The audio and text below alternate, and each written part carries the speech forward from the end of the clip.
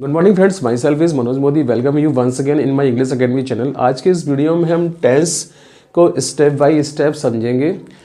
ये इंग्लिश का एकमात्र ऐसा टॉपिक है जो कि सभी एग्जाम, चाहे वो एकेडमिक लेवल का हो या कॉम्पिटिटिव लेवल का हो, सभी एग्जाम में ये पूछा जाता है। तो चलिए हम इस वीडियो को स्टार्ट करते हैं। टेंस का हिंदी मीनिंग जो होता है वो होता है काल। काल यानी कि समय। बेसिकली इस टॉपिक में हम टाइम और टाइम के साथ साथ एक्शन को भी पढ़ेंगे। एक्शन का मतलब होता है वर्ब यानी क्रिया। तो क्रिया और समय यानी कि क्रिया मतलब कोई काम करना, तो क्रिया और क्रिया के होने के समय को हम कहते हैं टेंस, राइट। तो इस टॉपिक में हमें क्रिया को भी पढ़ना है और वो क्रिया यानी कि वो काम किस समय में हुआ है वो हमें इस टॉपिक में समझना है। यानी कि टेंस का जो मतलब है वो टाइम प्लस एक्शन है और एक्शन का मतलब होता है वर्ब यानी कि वर्ब यानी क्रिया। तो कोई क्रिया किस समय में हुई है ये बताने के लिए हम टेंस पढ़ते हैं। इस आधार पर, टाइम के आधार पर टेंस तीन होते हैं, प्रेजेंट, पास्ट और फ्यूचर, राइट। तो प्रेजेंट का मतलब होता है वर्तमान, वर्तमान मतलब जो चल रहा है, और पास्ट का मतलब होता है भूत यानी कि जो बीत गया, और फ्यूचर का मतलब होता है भविष्य यानी कि जो समय आएगा। यदि वर्तमान में यदि अभी हम जो काम कर रहे हैं वो कहलाएगा प्रेजेंट में, और जो काम हम कर चुके वो कहलाएगा पास्ट में, और जो काम हम आने वाले समय में करेंगे वो कहलाएगा फ्यूचर, राइट। तो टेंस तीन होते हैं, प्रेजेंट, पास्ट और फ्यूचर।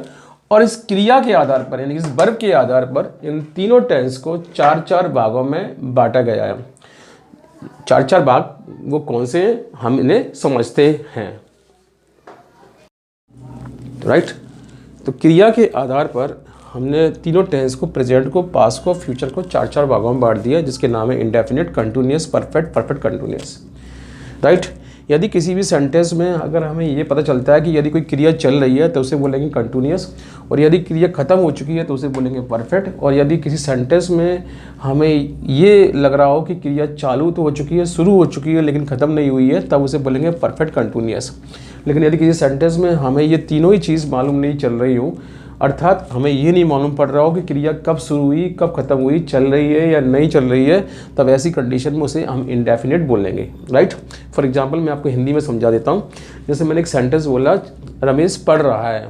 रमेश पढ़ रहा है यानी कि उसका पढ़ना क्या है, अभी जारी है, तो ये कंटिन्यूअस है। और मैंने कहा रमेश पढ़ चुका है यानी कि रमेश का पढ़ना खत्म हो चुका है, तो वो परफेक्ट है। और मैंने कहा रमेश सुबह से पढ़ रहा है यानी कि उसने पढ़ना शुरू कर दिया लेकिन ख़त्म नहीं हुआ है, तब वो परफेक्ट कंटिन्यूअस कहलाएगा। और यदि मैं इस सेंटेंस में ये बोलता हूँ कि रमेश पढ़ता है, राइट, तो मैंने इस सेंटेंस में आप ध्यान से समझेंगे कि इस सेंटेंस में क्रिया के शुरू होने का और ख़त्म होने का हमें पता नहीं चल रहा है, तो ऐसी कंडीशन में हम बोलेंगे इंडेफिनिट, राइट। तो इस तरह से इन पूरे तीनों टेंस को अगर हम चार चार भागों में बांटेंगे तो इनकी कुल संख्या जो होगी वो कितनी होगी, 12, राइट। कैसे? जैसे पहला टेंस है प्रेजेंट इंडेफिनिट, दूसरा प्रेजेंट कंटिन्यूअस, तीसरा प्रेजेंट परफेक्ट, चौथा प्रेजेंट परफेक्ट कंटिन्यूअस, दूसरा है पांचवा है पास्ट इंडेफिनिट, फिर past continuous, past perfect continuous, फिर 9 नंबर का टेंस है फ्यूचर इंडेफिनिट, फिर 10 का फ्यूचर कंटिन्यूअस, फिर 11 है फ्यूचर परफेक्ट, फिर है फ्यूचर परफेक्ट कंटिन्यूअस। इस तरह से इनकी कुल संख्या जो है 12 है।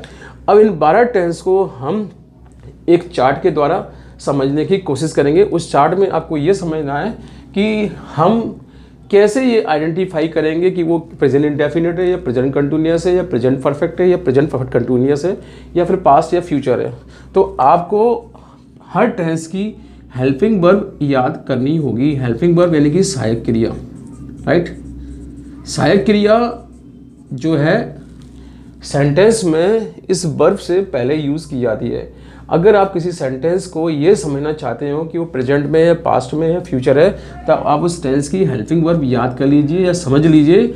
उसी के आधार पर आप इजीली टेंस को जज कर पाएंगे। चलिए हम हेल्पिंग वर्ब देखते हैं चार्ट में। चलिए हम इस चार्ट को समझ लेते हैं। जैसे कि मैंने बताया था कि टेंस तीन होते हैं, प्रेजेंट, पास्ट और फ्यूचर। तो मैंने ये प्रेजेंट लिखा हुआ है और ये प्रेजेंट का सिंबल है PR। फिर पास्ट लिखा हुआ है, फिर फ्यूचर लिखा है, फ्यूचर को मैंने शॉर्टकट में FUT लिखा हुआ है, राइट। ये फ्यूचर का सिंबल है, राइट। अब इन तीनों टेंस को हम चार चार भागों में डिवाइड कर देते हैं, जिसे हम इंडेफिनिट, कंटिन्यूअस, परफेक्ट और परफेक्ट कंटिन्यूअस के नाम से जानते हैं। तो इंडेफिनिट को मैंने लिखा हुआ है IND, कंटिन्यूअस को लिखा है मैंने CONT, और परफेक्ट को लिखा है PERFF, और चौथा लिखा है परफेक्ट कंटिन्यूस यानी कि PERF और CONT परफेक्ट कंटिन्यूस। अब कोई भी सेंटेंस यदि इंग्लिश में लिखा हुआ है और आपको ये पता करना है कि वो कौन सा टेंस है, तो आप ये सारी हेल्पिंग वर्ब जो कि कितनी है, टोटल कितनी है, टोटल है आपकी 22, राइट। कैसे, जैसे 1 2 3 4 5 6 7 8 9 10 11 12 13 14 15 16 17 18 19 20 21 22, यानी कि टोटल 22 हेल्पिंग वर्ब आप अपने दिमाग में फीड कर लीजिए, यानी कि रख लीजिए, तो आप इजीली बता देंगे कि वो कौन सा टेंस है। प्रेजेंट इंडेफिनिट में हेल्पिंग वर्ब लगती है डज और डू, पास्ट इंडेफिनिट में लगती है डिड, और फ्यूचर इंडेफिनिट में लगती है बिलो सेल, और प्रेजेंट कंटिन्यूस में इज आर एम, और पास्ट कंटिन्यूस में बाजवर, और फ्यूचर कंटिन्यूस में विल बी शैल बी। इसी तरीके से प्रेजेंट परफेक्ट में, पास्ट परफेक्ट में हेल्पिंग वर्ब यूज़ की जाएंगी, राइट। तो जब भी किसी भी सेंटेंस में आप हेल्पिंग वर्ब लिखी हुई देखें तो ईजिली आप टेंस को आइडेंटिफाई कर पाएंगे। फॉर एग्जाम्पल, जैसे मैंने एक सेंटेंस लिखा, Ravi is calling me, right. अब इस सेंटेंस में आप देखिए तो आपको मालूम पड़ेगा इस सेंटेंस में हमने एक हेल्पिंग वर्ब लगाई है इज, राइट, जो कि यहाँ है, यानी कि ये टेंस कहलाएगा आपका प्रेजेंट कंटिन्यूस। यानी कि इज जो हेल्पिंग वर्ब है वो किस टेंस की है, प्रेजेंट कंटिन्यूस की, क्योंकि मैंने बताया कि इज आर और एम ये प्रेजेंट कंटिन्यूस टेंस में आती हैं। आपको ये भी समझना होगा कि सेंटेंस में हेल्पिंग वर्ब कहाँ आती है, तो मैं आपको इन शॉर्ट बता देता हूँ। हेल्पिंग वर्ब हमेशा सेंटेंस में सब्जेक्ट के बाद आती है, और इस हेल्पिंग वर्ब के बाद वर्ब आती है, यानी कि मेन वर्ब, यानी कि एक्शन वर्ब। वर्ब से यहाँ मतलब है एक्शन वर्ब, यानी कि कोई काम करना। तो इस सेंटेंस में रवि जो है वो सब्जेक्ट है, और इज जो है हेल्पिंग वर्ब है, और इस हेल्पिंग वर्ब के बाद जो आया है वो क्या है, वर्ब है, यानी कि एक्शन वर्ब है, और फिर ये ऑब्जेक्ट है। तो जब भी किसी सेंटेंस में डज, डू, डिड, विल, शैल आएंगी, और उसके बाद जब भी कोई वर्ब यानी कि एक्शन वर्ब आएगी, तो उस एक्शन वर्ब की आप फर्स्ट फॉर्म लगाएंगे। कब, जब आप does, do, did, will, shall sentence में अप्लाई करेंगे। इन केस सेंटेंस में यदि आपने इज, आर, एम, बाज, भर, विल बी या शैल बी लगाया है, तो उस सेंटेंस में उस वर्ब के साथ आईएनजी लाएंगे, जैसे हम बोलते हैं बी4, राइट।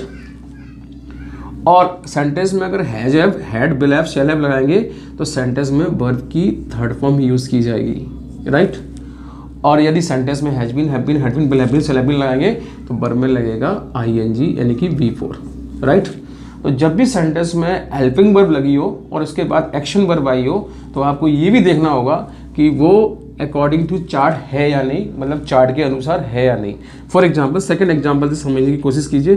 जैसे मैंने एग्जांपल लिखा है, यहाँ पर मैंने एग्जांपल लिखा, Ravi has gone to school, right. अब इस सेंटेंस में आप देखेंगे मैंने यहाँ हैज़ यूज़ किया है, हैज़ किया है, यहाँ पे हेल्पिंग वर्ब है, राइट।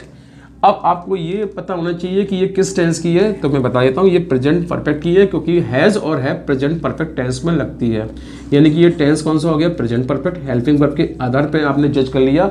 अब इस हैज़ के बाद, हैज़ और हैव के बाद वर्ब की क्या आती है, थर्ड फॉर्म। तो आपको देखना पड़ेगा ये गॉन जो लिखा हुआ है, ये वर्ब की थर्ड फॉर्म है या नहीं। तो आपको पता होगा गो की 3 फॉर्म होती है, गो, वेंट, गॉन। गो फर्स्ट फॉर्म है, वेंट सेकंड फॉर्म है, गॉन क्या है, थर्ड फॉर्म है। तो ये गॉन लगा हुआ है, यानी कि ये थर्ड फॉर्म है, और ये हेल्पिंग वर्ब है, राइट। तो ओवरऑल कहने का मतलब ये, कभी भी किसी भी सेंटेंस में यदि आपको ये पता करना हो कि वो किस टेंस का है, मतलब किस टाइमिंग का है, और उस टाइमिंग में आपको ये पता करना हो कि वो किस टाइमिंग में, वो किस समय में वो वर्ब हुई है, एक्शन वर्ब हुई है, तब आपको उस सेंटेंस की हेल्पिंग वर्ब देखनी होगी। जैसे मैंने कहा Raju was cooking food, Raju was cooking food. अब इस सेंटेंस में देखेंगे हेल्पिंग वर्ब मैंने बाज यूज़ की हुई है, यानी कि बाज किस टेंस की हेल्पिंग वर्ब है, आप देखेंगे ये पास्ट कंटिन्यूस टेंस की है। तो यानी कि ये टेंस कौन सा है, पास्ट कंटिन्यूस टेंस है, राइट। तो ओवरऑल कहने का मतलब ये है, कभी भी किसी भी सेंटेंस में आपको ये पता करना हो कि वो किस टेंस का है, सेंटेंस किस टेंस का है, तो आप उस टेंस की हेल्पिंग वर्ब याद कर लीजिए। और वो हेल्पिंग वर्ब मैंने इस चार्ट में आपको बताई है। और ये हेल्पिंग वर्ब की कुल संख्या जो होती है 22 होती है। और ये हेल्पिंग वर्ब सेंटेंस में सब्जेक्ट के तुरंत बाद में आती है। और इस हेल्पिंग वर्ब के बाद वर्ब आती है और वर्ब के बाद क्या आता है, ऑब्जेक्ट आता है। राइट, बात समझ में आ गई। अब हमें इस टॉपिक की कुछ बारीकियाँ हमें सीखनी है। हमें इस टॉपिक की कुछ बारीकियाँ सीखनी है। हमें मतलब कुछ ऐसे रूल समझने हैं जो कि कंपटीशन में और एकेडमिक एग्जाम में पूछे जाते हैं। हम इस चार्ट के आधार पर और इस बेसिक इन्फॉर्मेशन के आधार पर हम कुछ रूल टेंस की समझने की कोशिश करेंगे स्टेप बाय स्टेप। चलिए हम स्टार्ट करते हैं रूल नंबर 1। अब जैसा कि मैंने आपको बताया था कि कोई भी सेंटेंस यदि आपको आइडेंटिफाई करना हो कि वो किस टेंस का है, तो आप उस टेंस की हेल्पिंग वर्ब याद कर लीजिए, जो कि कितनी होती हैं, 22 होती है। और इस हेल्पिंग वर्ब के आधार पर आप इजीली जज कर पाएंगे कि वो टेंस कौन सा है। लेकिन कई बार ऐसा होता है कि सेंटेंस में हेल्पिंग वर्ब नहीं दी हो, तब आप ये कैसे पता करेंगे कि वो कौन सा टेंस है। दो ही टेंस ऐसे हैं, एक प्रेजेंट इंडेफिनिट और एक पास्ट इंडेफिनिट। राइट, ये दो टेंस ऐसे हैं जिनकी हेल्पिंग वर्ब केवल नेगेटिव और इंट्रोगेटिव सेंटेंस में आती है। राइट, ये डज और डू और डिड नेगेटिव और इंट्रोगेटिव सेंटेंस में यूज़ किए जाएंगे। नेगेटिव से मतलब है ऐसे सेंटेंस से जिसमें नॉट लगाओ। राइट, तब डज और डू यूज़ किए जाएंगे और डिड यूज़ किए जाएंगे, तो सेंटेंस हो जाएगा नेगेटिव। और इंट्रोगेटिव से मतलब ये है कि सेंटेंस में लगाओ क्या, क्वेश्चन मार्क यानी कि प्रश्नवाचक, तब सेंटेंस इंट्रोगेटिव होगा। और इंट्रोगेटिव में डज और डू और डिड सेंटेंस में सब्जेक्ट से पहले यूज़ किए जाएंगे। लेकिन अगर सेंटेंस नेगेटिव नहीं है और इंट्रोगेटिव नहीं है, तब सेंटेंस में डज, डू और डिड अप्लाई नहीं किए जाएंगे, मतलब यूज़ नहीं किए जाएंगे। तब ऐसी कंडीशन में हमें सेंटेंस की एक्शन वर्ब यानी वर्ब को देखना होगा। राइट, अगर सेंटेंस में वर्ब की सेकंड फॉर्म लगी है तो वो टेंस होगा पास्ट इंडेफिनिट। राइट, और अगर उस सेंटेंस में उस वर्ब के साथ एस या ईएस लगा है या उस वर्ब की फर्स्ट फॉर्म लगी है, तो वो सेंटेंस होगा प्रेजेंट इंडेफिनिट। तो ओवरऑल कहने का मतलब ये है, अगर सेंटेंस अगर प्रेजेंट इंडेफिनिट का या पास्ट इंडेफिनिट का है, तो हमें वर्ब को देखना होगा। उस सेंटेंस में अफर्मेटिव में डज, डू और डिड हम नहीं यूज़ करेंगे, बल्कि सब्जेक्ट के तुरंत बाद हम वर्ब को यूज़ करेंगे। यदि सब्जेक्ट सिंगुलर होगा तो वर्ब में एस ओ ई एस लगेगा। अगर सब्जेक्ट प्लूरल यानी कि बहुवचन होगा तो वर्ब की फर्स्ट फॉर्म लगेगी, एस ओ ई एस हम यूज़ नहीं करेंगे। लेकिन अगर वो सेंटेंस पास्ट इंडेफिनिट का है, तो उस सेंटेंस में हम वर्ब की सेकंड फॉर्म यूज़ करेंगे, चाहे सब्जेक्ट सिंगुलर हो या प्लूरल हो। फॉर एग्जांपल, जैसे मैंने एक एग्जांपल लिखा है ही और लिखा है यहाँ पे फूड। अब ये ही जो है सिंगुलर है और इस सेंटेंस में मुझे वर्ब यूज़ करनी है, तो मैं वर्ब के साथ एस या ई एस में से कोई एक अप्लाई करूँगा अकॉर्डिंग टू रूल। तो रूल के अकॉर्डिंग मैंने यहाँ एस यूज़ किया है। हम एस और ई एस कब यूज़ करेंगे, इसका भी एक रूल है जो कि मैं आपको आगे के वीडियो में बताऊंगा। तो चूंकि सब्जेक्ट सिंगुलर था, इस सेंटेंस में हमने ही के अकॉर्डिंग इस वर्ब में एस लगा दिया, यानी कि वर्ब में एस लगा हुआ है, यानी कि ये टेंस कौन सा हो गया, प्रेजेंट इंडेफिनिट। राइट, अगर इस सेंटेंस को कुछ मैं इस तरह से लिख दूँ, ही एट फूड। राइट, तो इस सेंटेंस की मैंने यहाँ पे इस सेंटेंस में मैंने वर्ब की यहाँ सेकंड फॉर्म लगा दी। इसका मतलब ये है कि ये टेंस जो है कौन सा है, पास्ट इंडेफिनिट है। कौन सा है, पास्ट इंडेफिनिट। राइट, तो ये पास्ट इंडेफिनिट है। इन केस अगर इस सेंटेंस में मैं ही की जगह यहाँ पे अगर आई यूज़ करता, तो मैं आई के साथ यहाँ पे एस और ई एस नहीं यूज़ करूँगा, क्योंकि आई जो है सब प्लूरल है और प्लूरल के साथ वर्ब में एस और ई एस नहीं लगती, बल्कि वर्ब की फर्स्ट फॉर्म यानी कि उसका ओरिजिनल फॉर्म ही यूज़ किया जाता है। तो आई ईट फूड यानी कि प्रेजेंट इंडेफिनिट टेंस है। राइट, तो आप देखेंगे नंबर 1, नंबर 2, नंबर 3 यानी कि इन 3 सेंटेंस से आप देखेंगे, इन तीनों सेंटेंस में मैंने हेल्पिंग वर्ब यानी कि इनमें से कोई सी भी एक भी हेल्पिंग वर्ब मैंने नहीं यूज़ की है। और मैंने आपसे ये पूछा है कि ये कौन कौन से टेंस हैं। तो चूंकि इस सेंटेंस में एस लगा हुआ है, यानी कि ये टेंस कौन सा हो गया, प्रेजेंट इंडेफिनिट। राइट, क्योंकि मैंने बताया था कि प्रेजेंट इंडेफिनिट टेंस में या तो हम एस ओ एस या वर्ब की फर्स्ट फॉर्म यूज़ करेंगे, लेकिन अगर वो सेकंड फॉर्म हो तो पास्ट इंडेफिनिट कहलाएगा।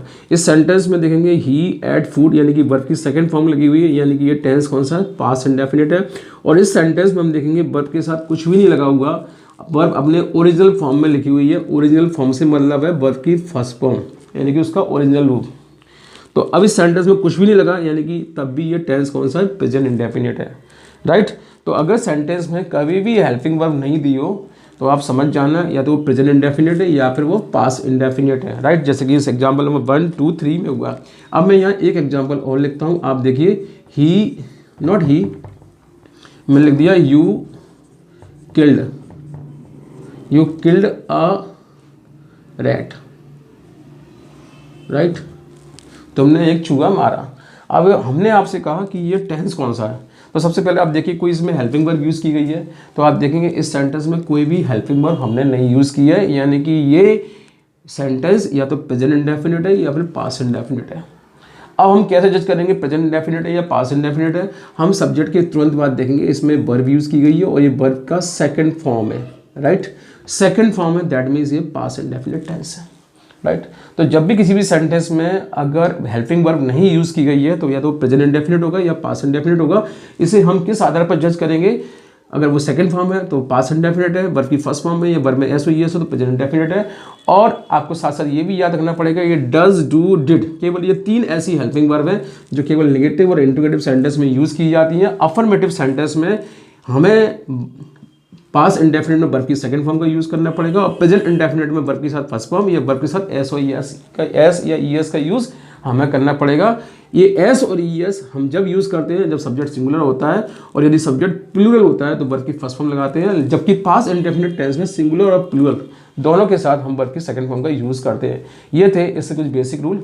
अब हम इसके कुछ एडवांस और कॉम्पिटिटिव एग्जाम में और एकेडमिक एग्जाम में जो रूल पूछे जाते हैं और उन रूल के आधार पर किस तरह के सेंटेंस क्वेश्चन में पूछे जाते हैं वो हम स्टेप बाय स्टेप समझेंगे। तो आपने ये समझ लिया कि यदि किसी सेंटेंस को ये समझना हो कि वो किस टेंस का है तो उसकी हमें हेल्पिंग वर्ब या हमें एक्शन वर्ब, इन 2 चीज़ को हम देखकर हम इजीली जज कर सकते हैं कि वो किस टेंस का है।